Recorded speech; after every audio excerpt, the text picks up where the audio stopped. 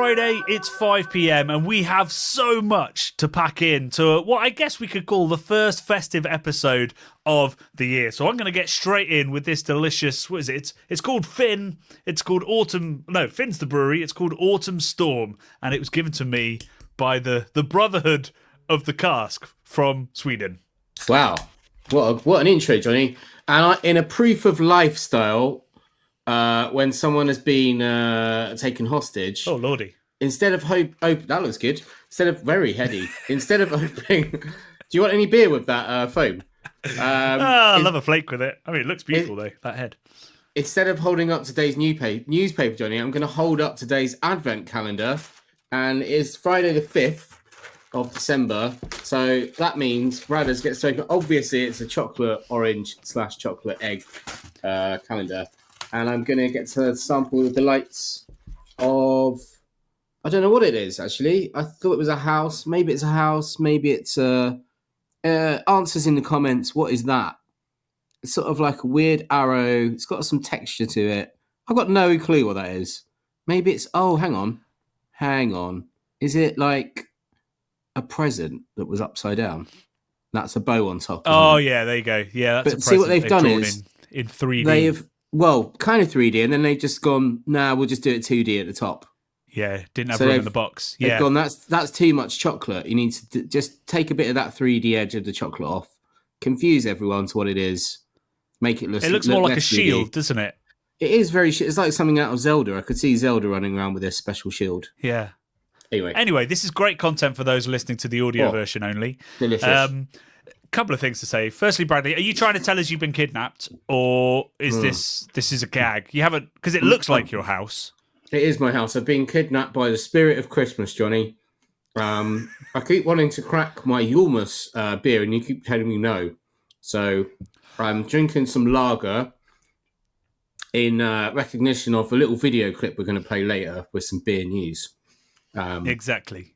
Yeah. Yeah. And also, I didn't know there were Terry's Chocolate Orange calendars. I mean, now that I know they exist, it's obvious they should exist, but I do want one. I mean, I'm not going to lie, it's pretty good. They are. I think the good thing about a Terry's Chocolate Orange / egg is you could feasibly eat one sliver of it and be like, that is delicious. If someone gave you a slice, you'd be like, that's great. Little amuse-bouche.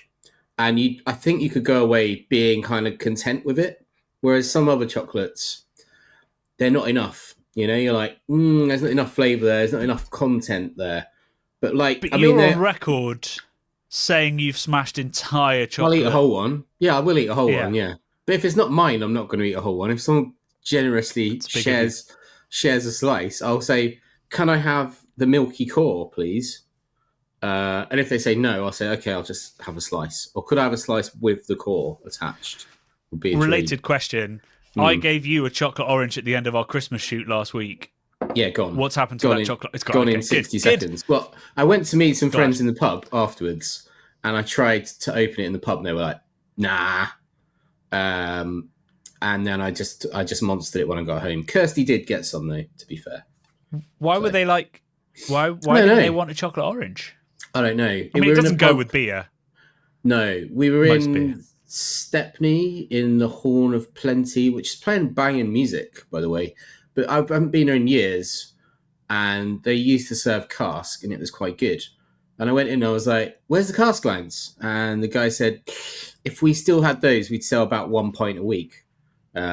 So sad times in the Horn of Plenty. The Horn of no cask. No cask, yeah. Yeah, I mean, to be fair, as much as I am trying to keep cask alive, I would agree that if you can't get through it, don't keep trying. Point. You know? Yeah, there's no point. Although I think they're going to find the timing bad, as people will find out in our Big in 2026 episode. Back. They're going to strip it out just as it starts to get cool again, I think. But anyway, we'll see. My beer has finally calmed down enough that I can actually have a sip. Nice. It smells incredible. It smells like 2014 craft, although a little bit juicier. And a little bit kind of rosewatery Turkish delighty vibes as well. Lovely brown ale. Really lovely. Right. As I said at the start of this, we have got a lot to get through. So I think we should jump straight in because there's been I would say one legitimately big bit of news this week, and one bit of news that should not be big news, but is bigger than the other news. Yeah. Do you want to start with the actually big news or the not big news that got big? Let's start with the big news, I guess. It's a little bit more Okay. dull than the other one. Dull? But yeah. Well, not dull. I find this... Sorry, dull's the wrong word because it's annoying. What a way to sad. tee this one up. Well, this is dull. Let's talk about that. Welcome to the podcast. It seems inevitable when these sort of companies get involved that these things happen, which hurts me to the core. But let's have the news, Johnny. Yeah, so this is some big news that happened at the start of this week, which was that Keystone Brewing Group, which was formerly known as Breel, which was just a portmanteau of the founders' names, I think, they filed a notice of intent to appoint administrators. So this is not that they've gone into administration. They filed a notice of intent that they're going to, which basically gives them like a 10-day moratorium on debt and stuff while they supposedly sort it out. So if you don't know who Breel are or who Keystone Brewing Group are, they are a investment company that bought up essentially any brewery that was about to go under at a huge discount, obviously. So they own Black Sheep, Magic Rock, North, Purity, Four Pure, Brew by Numbers, Brick, and apparently Wolfpack, which I wasn't aware of. They are also kind of a distributor as well. So they actually work with, I think they work with Big Drop, the low alcohol brewery. They work with Hofmeister, who I do a bit of sort of client work, consultancy with as well. So they've essentially what they've done is they've bought these breweries at a massive discount. They've closed all of the breweries except for Black Sheep. They produce all of the brands there. And their idea was that we buy into the equity that all of these brands have. We pad out our portfolio with some things that are missing, such as a really good lager like Hofmeister. And then we go out into the world and we make our millions. Yeah. It hasn't quite panned out that way, has it? Seemingly not. Yeah. No, you go, Bradley. No, I was just going to say, I think once people become aware that brands are not owned and operated by the founders anymore, and they've sort of fundamentally changed everything, the beers, the processes, the ingredients, the brew team, everything, the branding maybe as well. Actually, I suppose they try and keep the branding. But once people sort of become aware of that, they kind of lose a bit of interest. Yeah, and I think also it underestimates the fact that beer is the brewing industry is very much a relationship industry. Yeah. So I think what we've really found, and actually, so I got messaged by Simon Martin of Real Ale Guide started this week about this news, and he said to me like, "Should we be the face of the people that save these brands?" And I was like, "Let's learn the lessons of history." There's you don't want to get into brewing right now. But he did a video on it, which I haven't actually watched yet, this week. And he said to me, he couldn't find any of the brands in supermarkets except for Black Sheep. So that's clearly one of the issues that they've had, in that the change of relationship, the change of supplier, possibly the change of recipe and everything means that the supermarkets have walked away from these brands, which were mostly supermarket brands at this point. And this is why they've gone under, because there's no margins there. So when you see a decline in volumes, you're screwed. So I think, basically their volume has completely dropped on pretty much all of the brands that they bought. And probably the only one that's doing okay is Black Sheep.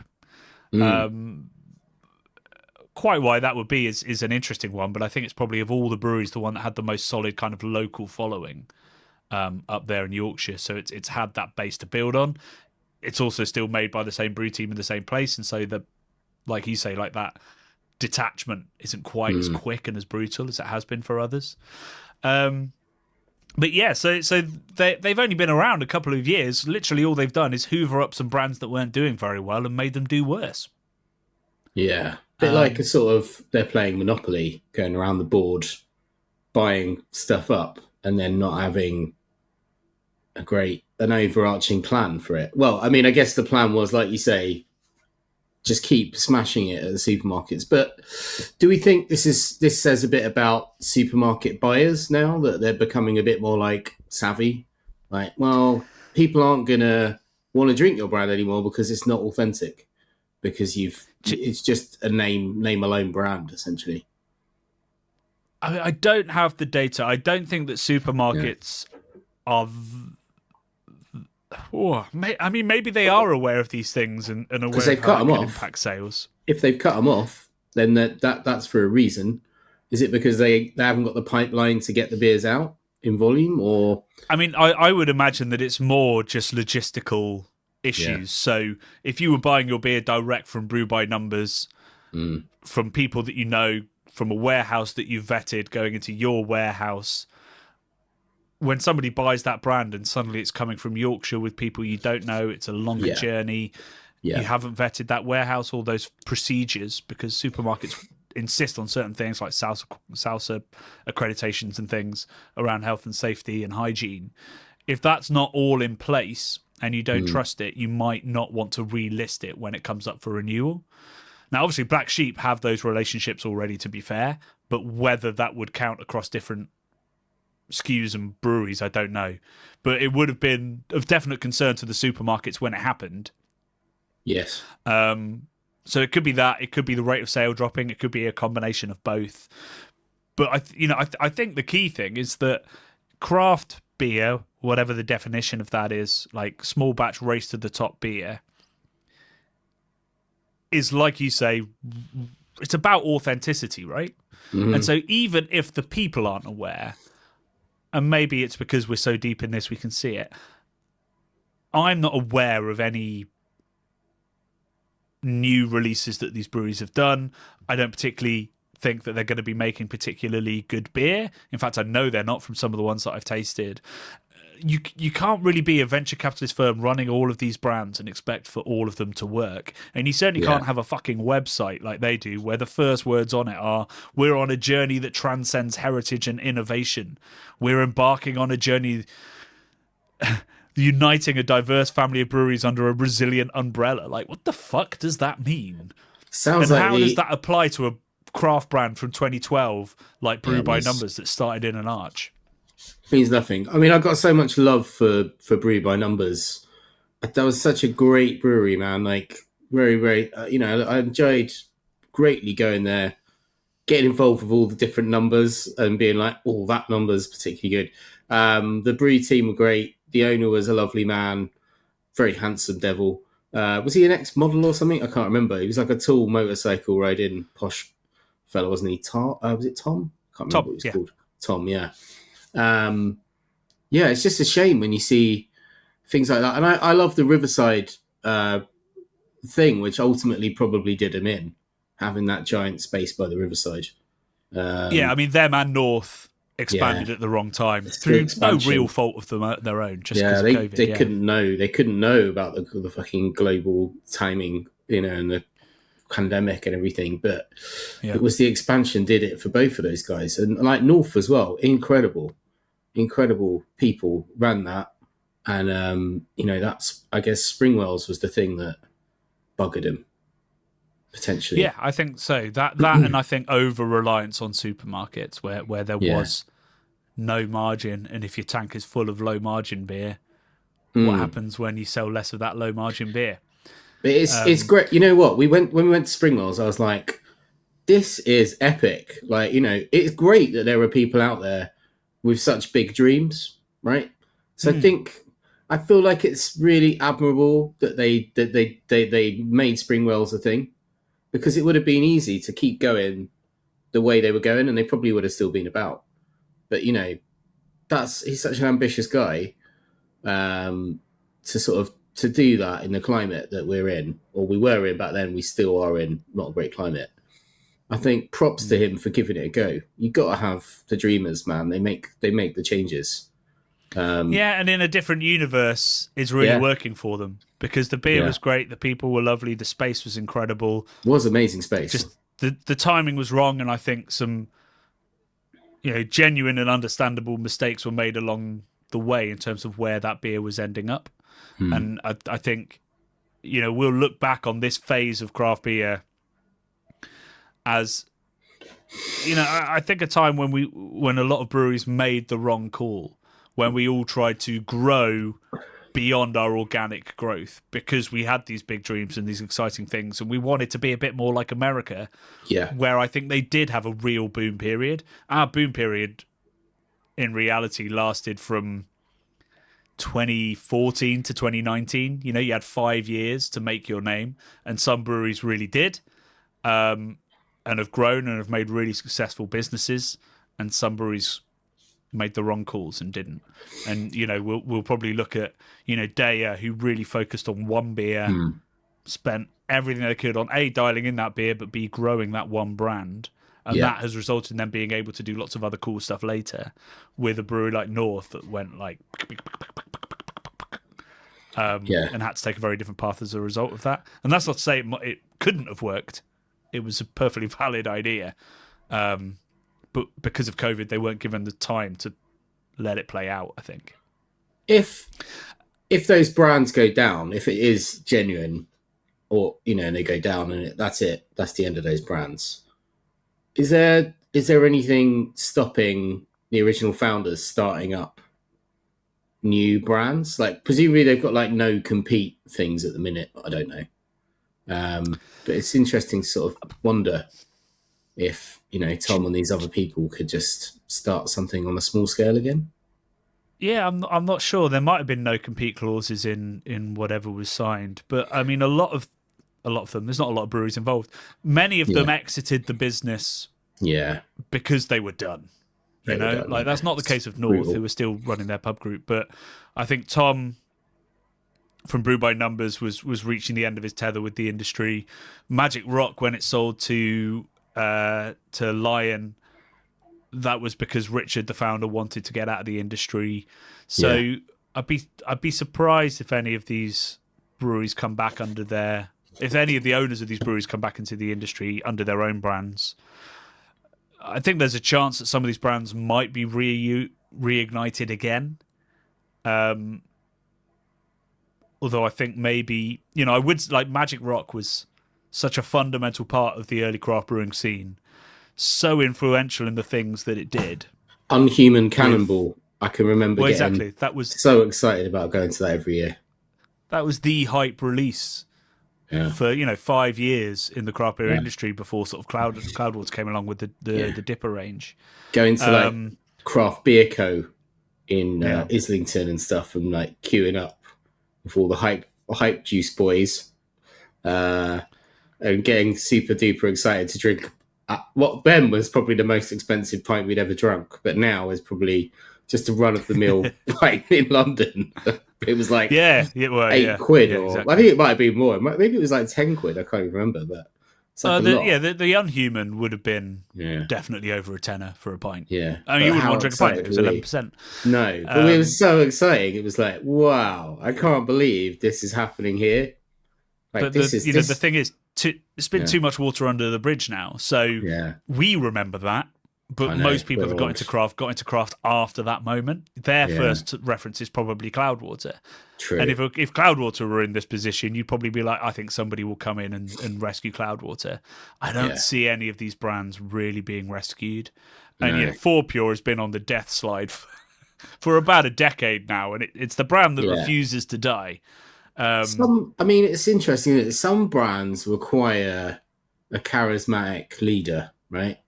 And then other brands, the brand is so strong that it doesn't need anyone as like a figurehead. So like, I guess I'm talking about Brewdog. I think the Brewdog brand was so strong that they almost didn't need James or those like they didn't need those guys doing all the I guess the stunts made them that strong. But I thought the actual branding was like, it looked kind of like a shit skate brand, but back in the day, it was like totally different from everything else. Like the market was wide open for them. And then you get people like Beavertown, who in Nick Dwyer, they had an incredible illustrator there that built. I think he made that brand. Like, I really do. Yeah, 100%. It's amazing. But how excited were we to go and drink Beavertown beers in the little barbecue place that they used to have. Yum yum yum. We used to go. Do you remember we went there? I can't remember what it was called. What was that called? And they were brewing under it. I don't remember what it was called. It was a barbecue place that Beavertown had anyway, or they were Duke's. associated with. Duke's Brew and Q. My God, that was another very exciting thing. And then it's almost like your favourite band when they go too big, like they go into stadiums. I used to love Future Islands. I mean, I still like their songs, but I used to love Future Islands and see them all the time, like 10 years ago or longer. And then they just went massive. Same with like Kings of Leon. They sort of pivot into stadium rock bullshit at some point, and you're like, kind of not the same band anymore, not the same brewery anymore. Like I've lost my love a little bit. But What's your point, Bradley? Are you saying that about one of the brands in the Keystone portfolio? Or no, I don't think so. Just reliving, I don't think so. Reliving the glory days. The glory days. I was just like, these things. I don't know. They were like bands. I think a lot of the original big. I mean, I know you had a big love for Camden because you were like down the road. You loved the hell, and it didn't mean so much to me, but I did love the branding for Camden. You can see why these guys succeeded and went on to sell for like silly money because they had everything in place. Whether that be, I mean, look, we have Beavertown there, who's found, we haven't even talked about the founder, whose dad was like one of the ultimate rock stars. So he had that going for him as well. But just makes me sad to think about they had that amazing project with the barrel project, which didn't really get to go anywhere back in the day. Beavertown. I don't know if they did. I don't think they do anything with that, do they? I just remember going there when we were making, I think, the first book and taking loads of photos of all the barrels and stuff and being like, wow, this is impressive, guys. You're like doing other stuff beyond what I knew you were doing, what I sort of associate with you. Don't know. The dreamers, man. The dreamers. They were good. But I guess some dreamers, they see the vision, then they're like, give me the money. Show me the money. So who was right? Ultimately, who was right in their dream? Was it the guy that had the dream, had the vision, and then went, right, it's time to get out? Or was it the guy that was like, I'm going to hold on to the dream and ride it all the way to the end? And then the wave dissipates and you're down. Well, I don't think that they're different people. No. I think if North had founded 3 or 4 years earlier, they'd have been in the position of Beavertown and Camden. Fair. Looking to sell in the late teens. Fair. And making a huge killing. I don't think they did anything radically different to the things that North and Brew by Numbers did. No. Brew by Numbers was an interesting one because obviously they were an old brewery. They were 2010, I think, or 2011. And they never quite... They got a lot of hype and a lot of excitement, and they made a lot of really, really special beer. But something was wrong there in that maybe they didn't quite find the killer design. They didn't go into can quick enough. They didn't get out of their railway arch quick enough to expand during that peak period. They sort of moved from railway arch to a different railway arch and then to a couple of railway arches and stuff, didn't they? Talking about the design of them, they had Pentagram Studio did the design. That's like the biggest... that's one of the biggest design companies in the world. Going back to the 1960s, incredible British graphic design... Well, design company in general. But Pentagram Studios did their branding. I was always like, wow. Did their rebrand. It's very clear to point out. Sorry, so they spent 6 or 7 years with very simple, almost kernel-esque branding. Yeah, true. And then must have spent a motherload on that rebrand.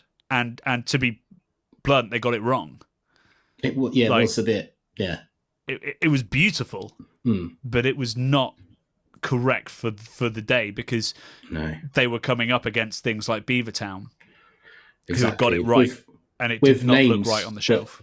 The names resonated in your head, whereas like a number doesn't necessarily resonate in the same way. Yeah. Anyway, anywho, I am sad to see. It's a real think about all shame, this stuff. and unsurprisingly, I don't think Keystone are handling this well. There's been a lot of criticism about noticing, filing the notice while also saying we've not really got any intention to go into administration. Seems to be the message. Oh, So, and they've called it breathing space. So it's sort of like it's just saying to the people that they owe money to, like, just back give us off. a minute.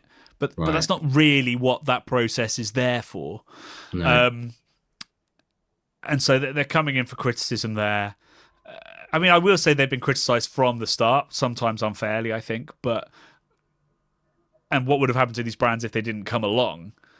I don't really believe that any of that is an excuse, but they are getting a lot of criticism for what they've done right now. And I can't really see a positive end to this, because if they're already struggling, and particularly after the budget where breweries have been absolutely fucking hammered again, and so have pubs, I can't see breweries and pubs that are struggling now finding a way out of the situation that they're in. So I think we can probably wave goodbye to most of these brands. And, best case scenario, as far as I can see it, probably Black Sheep survives in some, management buyout or something situation. Yeah. So, it's dark.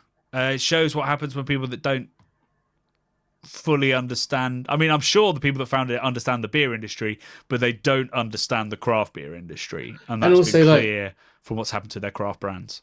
Who else has done this where they acquire so many brands, unless they're like one of the biggest, beer conglomerates in the world? Like, well, no, there are models for it in America. Yeah. They are inspired by what's happening in the US. You look at Kanaki, which bought Oscar Blues and Cigar City and a couple of others. And but presumably I don't know those how guys, well that's working, but it's surviving. have they consolidated where they're brewing stuff, or have they gone hands off? You're doing a great job. We're just going to invest. You stay doing what you're doing. Stay where you are, and keep doing it. We're out of my realm of knowledge, but Yeah. I as far as I can tell, what's happening is they're sharing the load. So all of the locations still exist, I think. And they're maybe brewing, but they're brewing each other's beers and stuff for Right. local distribution and stuff. Yeah. So it's seen as an efficiency rather than a consolidation.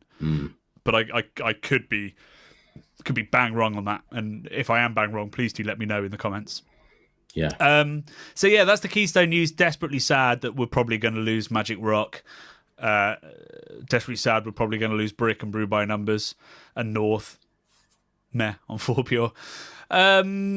Let's talk about the other news, which is much more fun, but has got, I think, a lot more inches in the newspapers. And a much bigger deal has been made of it, which is the remarkable story, which came to me via somebody in our Discord, asking, in fact, so it's Who's Rattle said, Jonny, I'm currently listening to a podcast where they're talking about how at the World Beer Cup this year, Sierra Nevada Pale Ale won gold in the ESB category.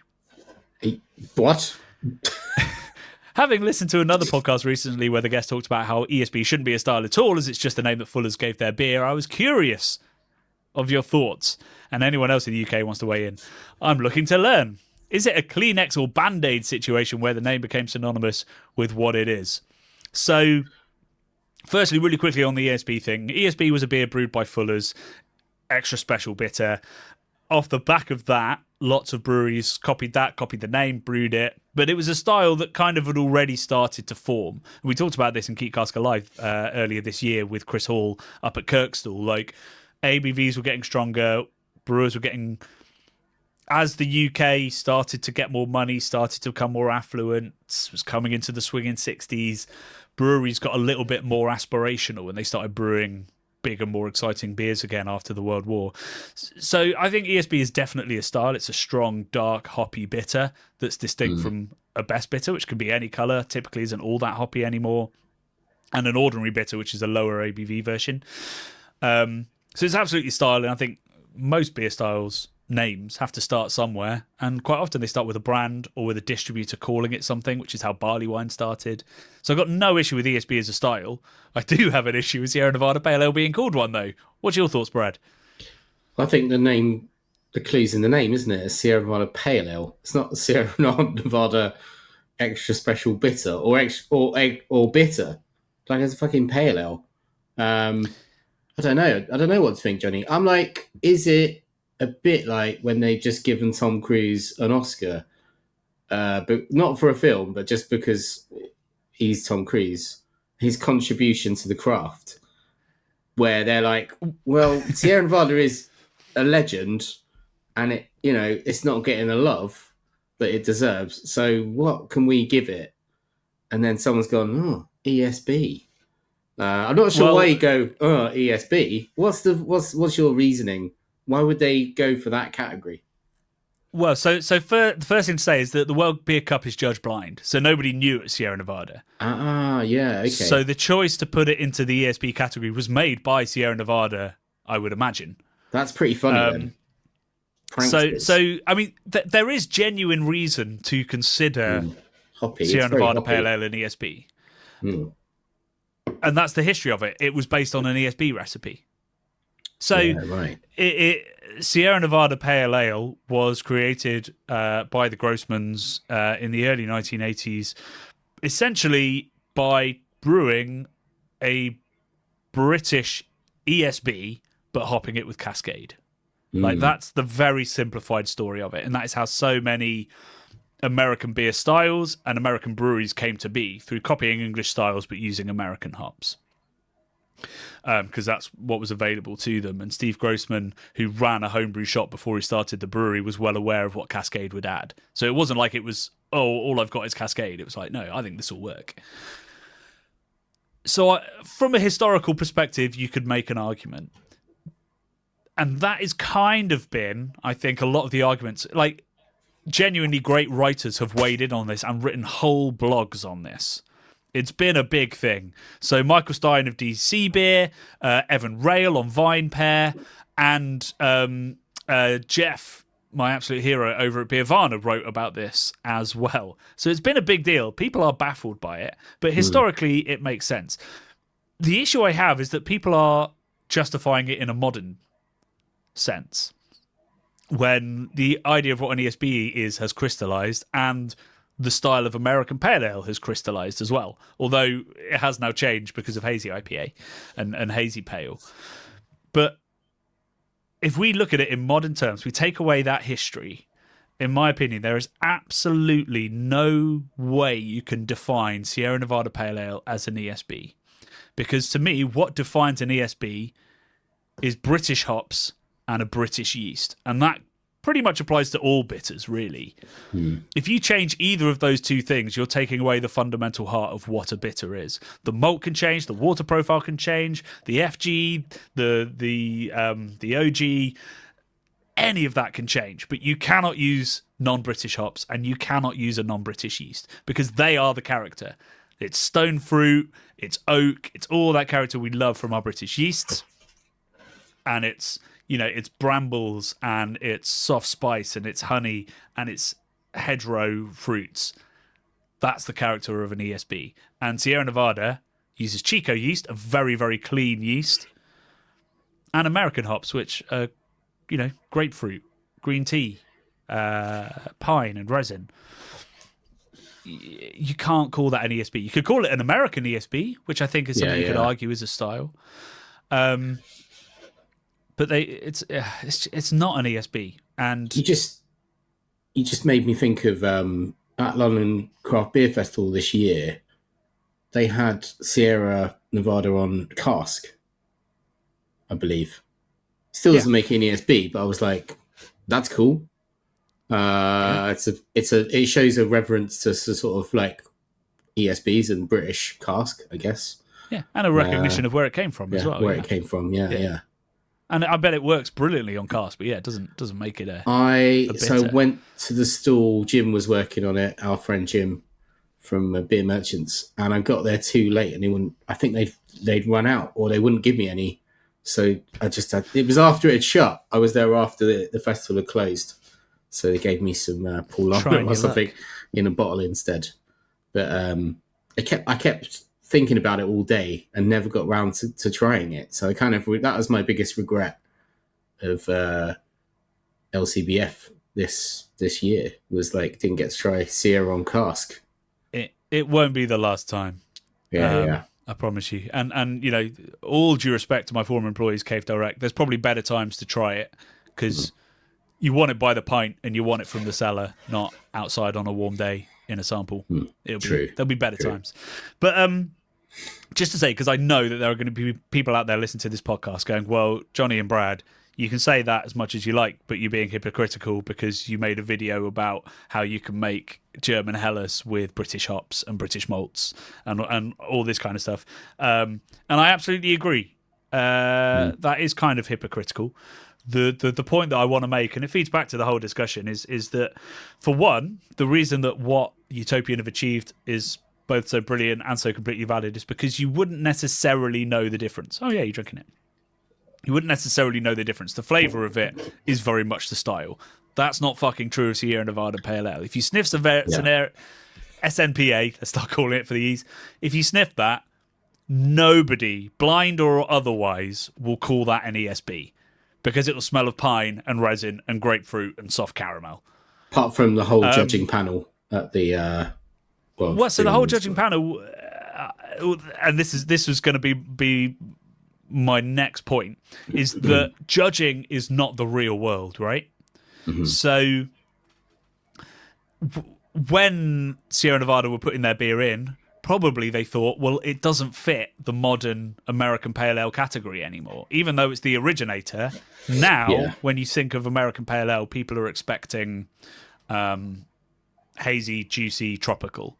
And they probably thought that in that context, we're not going to do very well. So we'll stick it in the ESB category, where I would imagine the stipulations from the World Beer Cup for ESB are loose enough that they'll include American hop profiles. Yeah, they probably don't have thousands of entries, let's say. Oh, no, they do. Oh, yeah. No, don't worry about that. It would have been up against true British ESBs and probably hundreds of them. Okay. So I think that the categorization is wrong at the World Beer Cup is how that's happened. And Sierra Nevada have looked at those categorizations and gone, what's our best chance at a medal? Putting it in the ESB category, which I completely understand and historically still makes some sense. So yeah, I mean, it's not an ESB, but I understand why it won an ESB. And it's annoying. There should be either like an American bitter ASB category for judging, not in the real world, that's mental, but for judging, or we need to split out hazy pale and American pale into two different categories, again, when judging. Because otherwise you end up with these mad things and people wasting their time writing blogs and us on a podcast talking about it for 15 minutes. But it's interesting history. You say wasting time. It's all content, Jonny. It's all content. It's all content. Would we have been talking about those awards if there wasn't some controversy, right? Oh, it's the tinfoil hat going on. The tinfoil. I'm wearing a tinfoil jacket right now. No, I'm not. But it's always underneath the hat. Why do you think I wear the hat? You know, got to protect yourself, right? So you gotta keep it on. But we wouldn't be talking about it if there wasn't like what would we would have gone. You know, like you did some awards and you were like, you know, there's plenty of other stuff to talk about because there wasn't anything controversial that we could get in the meat of, get in there. Are you saying I should have introduced some controversy to the British Guild of Beer Writers Awards? Definitely, 100%. Okay. I'm watching this show at the moment called The Chair Company. I don't know if you've heard about this. Sounds dull. It does sound dull, doesn't it? But it's a conspiracy theory show that's a dark comedy about a guy who works in corporate America, and the first episode he goes up on stage in front of his whole work colleagues to do a sort of presentation type thing, and his chair breaks, but it sets off this spiral of events in his life where he's basically like losing his mind trying to work out why the chair broke and embarrassed him in front of everyone.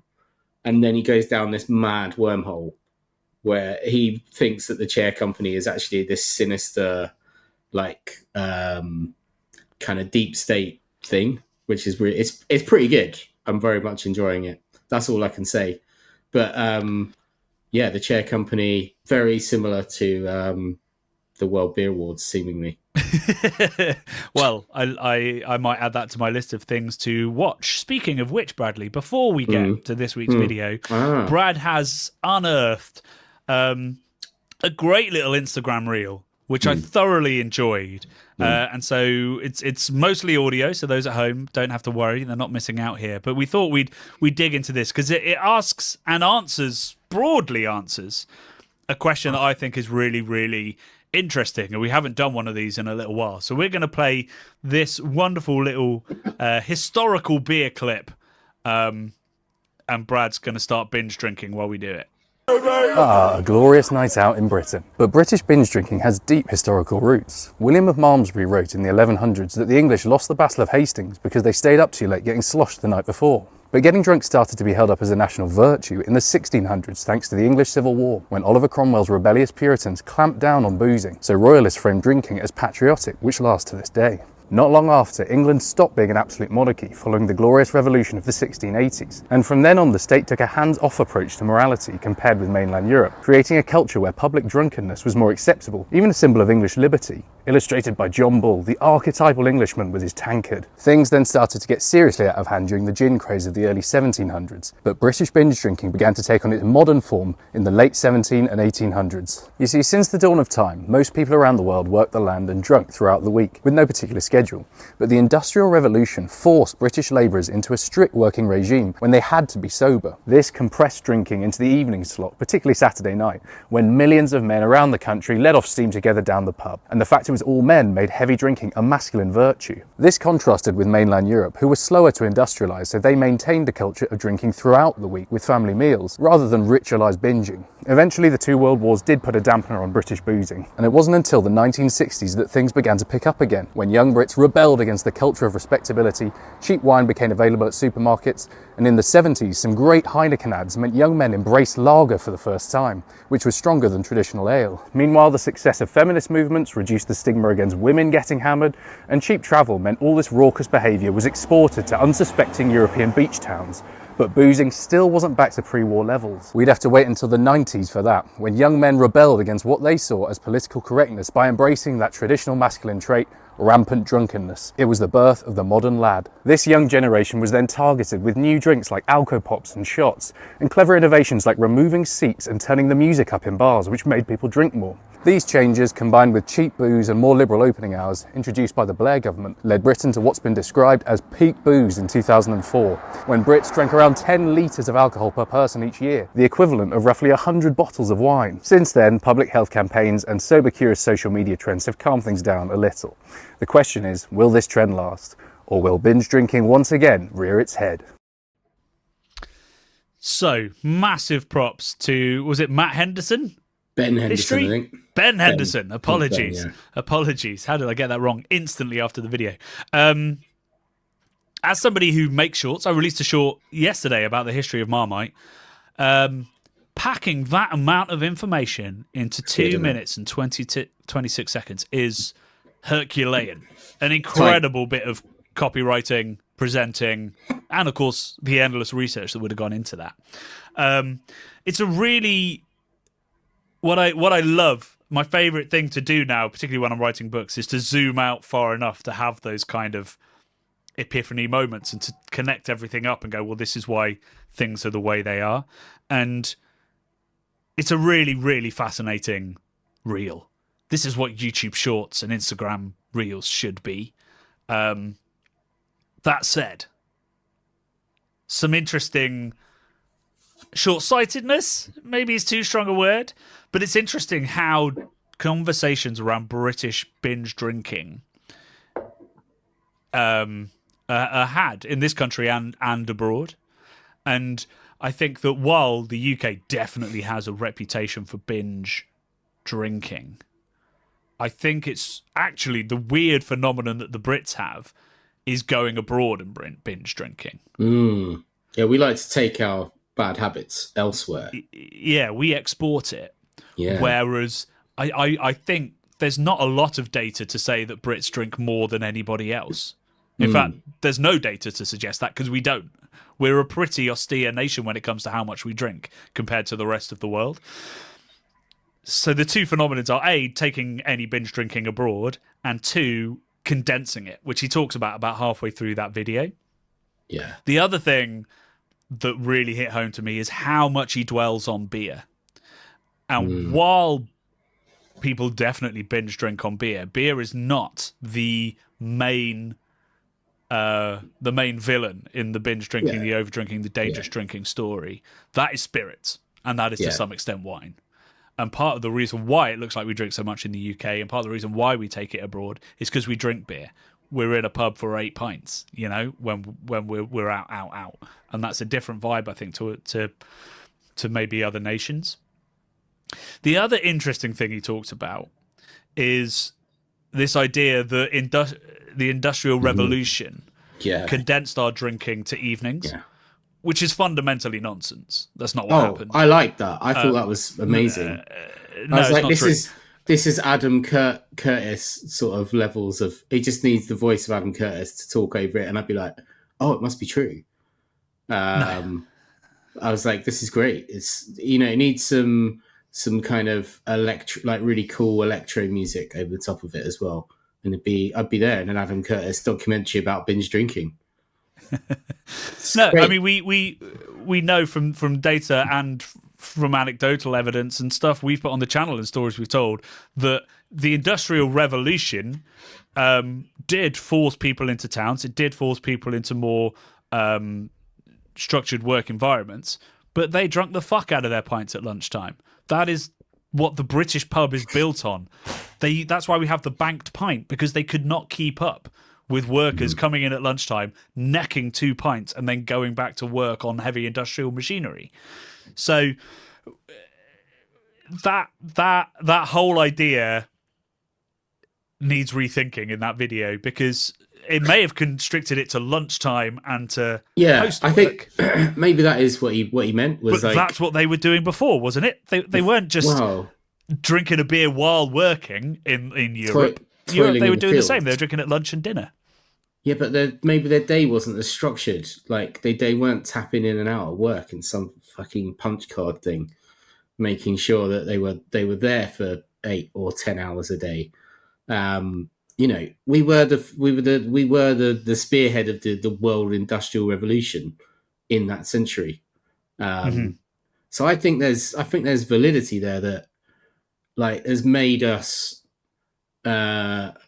maybe we were the like most sensible, boring man of Europe or whatever that was super laser focused on achieving goals, building stuff, and thus created one of the largest land empires ever. We had that laser focus back then, and the boozing probably did get curtailed to just a little bit. You know, our primal instincts were like, we need to. I've had such a hard week at work. My 4-year-old child, his lungs are black from peddling some fucking thing in a mine or whatever. He needs 10 pints. Stat. My 4-year-old child needs 10 pints right now. So it's like in our psyche that we've just had a hard week, Jonny. We need 10 pints. Right I think that's massively dismissive of how hard work was in agriculture in Europe at the time, you know? Well, those guys were drinking, I don't think we had a harder time than anybody else. They were drinking delicious wild beers and saisons and stuff in the fields, you know, just being like, so this is the other thing. Beautiful. This is the other thing he doesn't address, because again, we're focusing on beer, and that's because we're a beer nation, right? The second quickest nation to industrialize in Europe was Belgium, another big beer nation, another one that we talk about in similar terms, having a boozy kind of culture, but more because their ABVs were so high. Importantly, it's also important to point out that you could go and have 8 pints in the pub in the UK because the beer was 3%. Yeah. You're not necessarily drinking any more alcohol than you are elsewhere. You're drinking more liquid. But yeah, the thing is, we're focusing on beer, and again, what his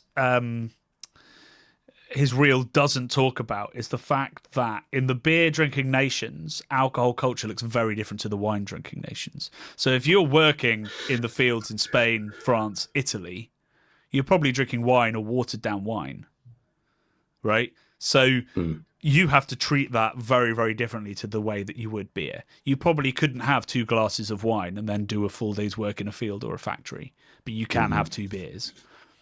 And that, I think, maybe would have led to this sort of binge drinking reputation, because we were having 2 drinks instead of 1 at lunch, or 4 drinks instead of 2 in the evening.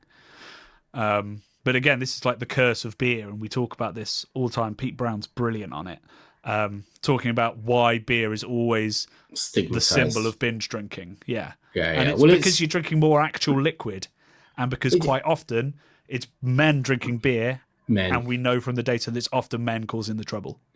And also, is it because we're classist in the UK? So we have like a class system, whereas a lot of Europe is more, is it egalitarian? Is that the word? I don't know. But they don't have such rigid class systems in a lot of Europe. So for us, drinking beer is maybe historically looked down upon, whereas the upper classes might not have drunk beers, right? So you're like, it's those ruffians causing all the problems. It's not me in the Billingdon Club, boys. We're drinking bloody champers, mate, out of a lady's shoe and doing weird stuff. We're not the ones causing the trouble. It's you northern lads drinking your 3% ale. Yeah, I mean, it's undoubtedly part of that reputation that beer has. It's definitely classism. And I don't know how you break that. You have a revolution like France did or something. But yeah, and I've watched that reel about 5 or 6 times now to break it down, and I think probably what it suffers from is exactly what we suffer from when we do reels, which is that you've got 2 minutes maximum to tell a very complicated story, and he's done a phenomenal job. But it's just led to things like where he's sort of like, beer. Oh, by the way, Gin Street. Beer. Whereas actually the story's fucking Gin Street. Yeah, Gin Street. Like, beer was food for most of the time he was talking about there. The modern Gin Street, which is like Aftershock and stuff like that. These blue sort of spirit drinks that you get in Weatherspoons that people get absolutely titty faced on. I mean, I think the best bit of it was his explanation of like lad culture, how that came about, and how we ply people with sugary alcoholic drinks. Like, I'm fairly certain that's bang on. Yeah, yeah. And it was a point in time how I remember it. Predominant lad culture was just like all encompassing and projected, just punched down at everyone, going, drink these blue drinks and you're gonna like it, and drink this hooch stuff, which doesn't taste like alcohol, but it's gonna get you legless, and nothing matters, everything's fun, and let's all smoke cigarettes because it looks cool, and listen to choose life. Yeah, exactly. It was like, simpler times, stupider times, simpler times, where it was all right to be an idiot, But now I think it's not all right to be an idiot. But also, I mean, times were better. Yeah, like, I don't want to sound. Let's not go too far, but times were better about that. If you were a 16, 18-year-old growing up in the late 90s, the economy was good, New Labour vibes. I don't think I shared this video I found yesterday. I don't think I saved it. It was a guy who was talking about, in a sort of a poetic way, going out in the 90s with £20 note and drinking all night, buying rounds, getting a kebab on the way home in a cab, and having change left over from a 20. But he was talking about horrendous beers. I mean, part of that's just inflation, to be fair. Yeah, he was like £1.50 for I can't even remember, Holston Export or something. And I was like, who's drinking a Holston Export in the night? I don't know. I was like, Holston was quite big back then, wasn't it? Yeah, but I was like, I never drank that. But I guess he was a bit older than me. But I was like, okay, yeah, I don't think I remember £1.50 pints. He was also northern, so maybe it was the northern effect being a bit cheaper. I mean, when I first started pouring pints, so that would have been 2000 and... I do remember £1.50 pints, actually. Yeah. I was £1.85 was the cheapest pint that I wore. I used to live for a couple of... I'm from South London, but a couple of years I defected to trendy East London when I was in St Martin's art school. And I used to live in this place called Bowling Green Court. which was around the back of, like, literally off of Hoxton Square. I lived in a council flat there with two of my friends, and those were halcyon days. There used to be White Cube Gallery on the corner. Every week they just drop crates of like Rolling Rock and other stuff on the street when they had a gallery launch, and you just go and like drink neck. Where was I going with this? Oh, so like I say, beer wasn't the issue. But like I said I didn't remember £1.50 pints, but I regularly used to drink in bar £1.60. It's called bar 160, right? It was around the Old Street roundabout. I can't remember what the building is now, but it's still like a pub or something. It changed to bar 170. The 160 was I think it was 150 before. It signified changed the name every time the price went up. The beer was £1.60, bar 160 in fucking Hoxton. It's wild. They had sawdust on the floor, park benches inside.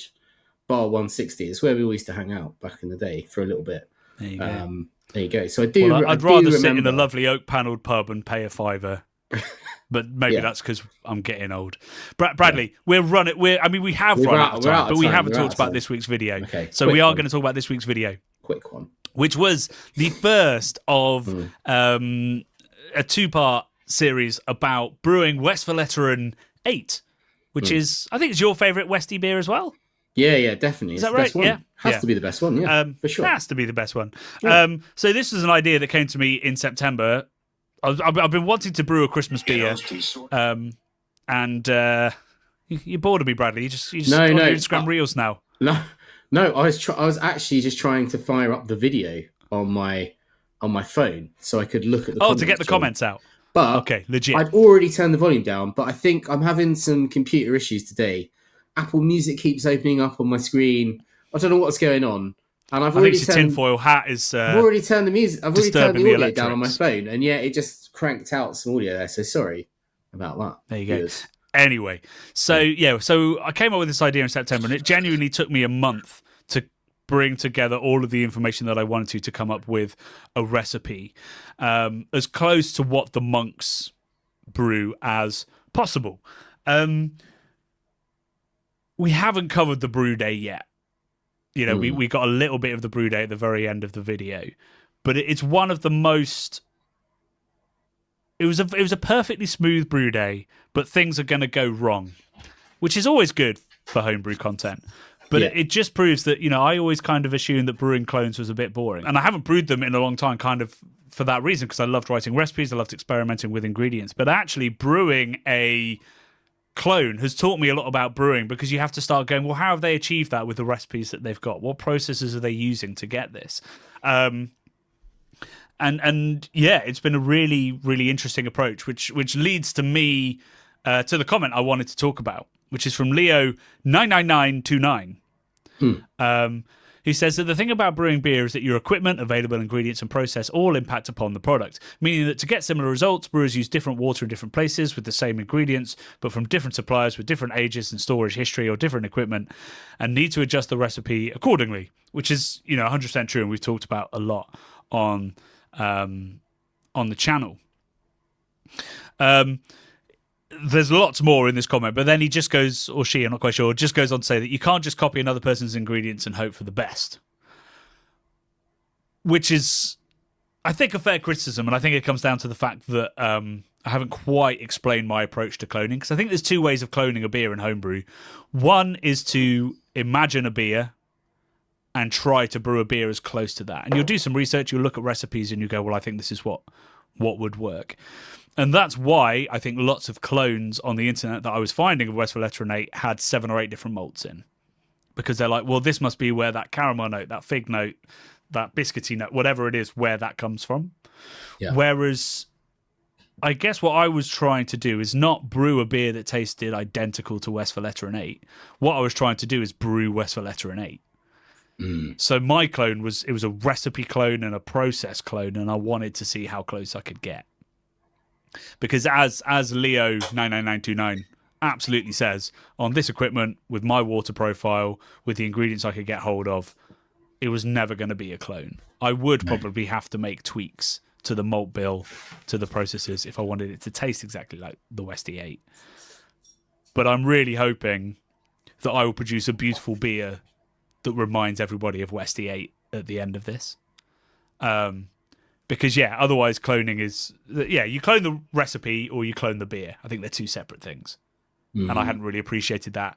Maybe in episode 2, which I'm still editing together, I'll try to explain that a little bit better. Maybe in the tasting. I haven't tasted it yet, other than from the fermenter.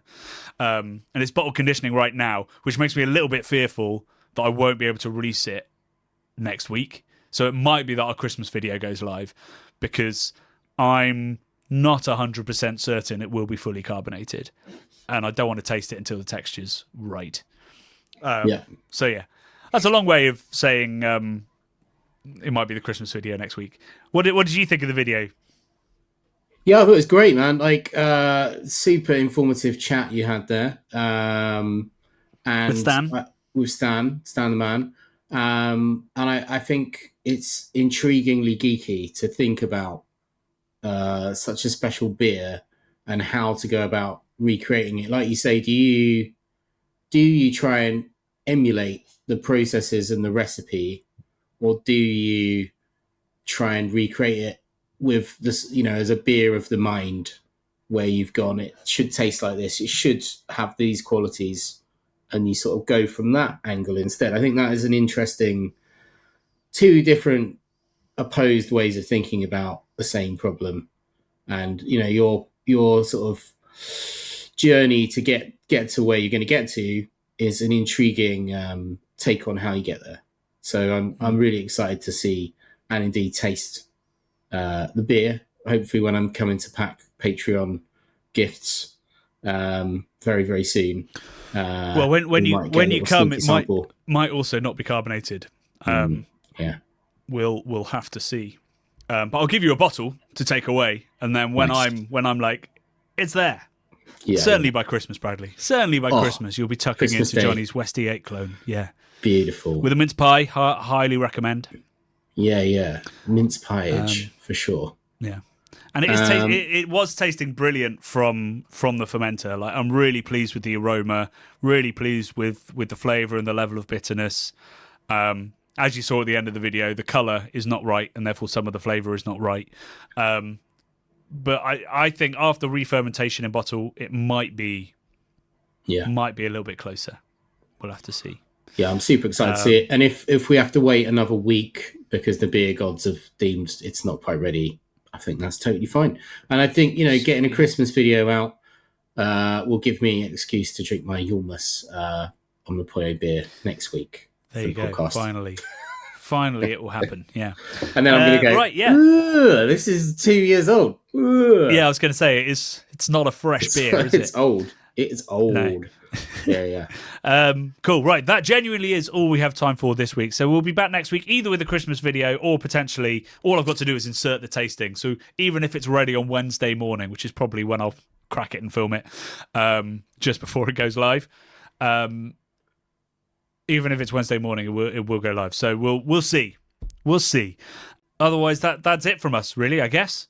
All that's left to say is have a lovely weekend. Enjoy your Terry's Chocolate Orange calendar, Bradley. I'm very jealous. I hope everyone else got one as good as that. And we'll see you on Wednesday for whatever Christmas nonsense we managed to put out in time. Love and beer. Love and beer. The Bubble and Friday 5pm podcasts are brought to you by the nerds behind YouTube's craft beer channel. You can watch over 400 mini documentaries at youtube.com/the craft beer channel. And if you love what we do, support us via Patreon and get access to merchandise and our amazing Discord forum, a positive and welcoming space for everyone who loves beer, food and homebrewing. Love and beer.